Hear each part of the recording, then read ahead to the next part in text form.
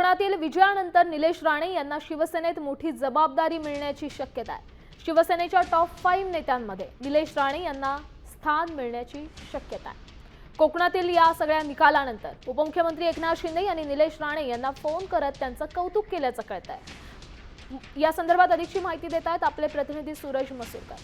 सूरज, काय सांगाल? कोकणातील विजयानंतर उपमुख्यमंत्री एकनाथ शिंदेंनी देखील निलेश राणेंचं कौतुक केलंय, काय अधिकची माहिती?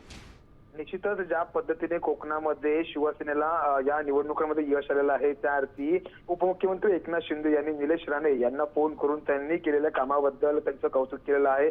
इतकंच नव्हे तर या विजयानंतर निलेश राणे यांची शिवसेनेत एक त्यांना मोठी जबाबदारी जी आहे ती मिळण्याची शक्यता आहे। टॉप 5 नेत्यांमध्ये निलेश राणे यांना स्थान मिळण्याची मोठी शक्यता आहे।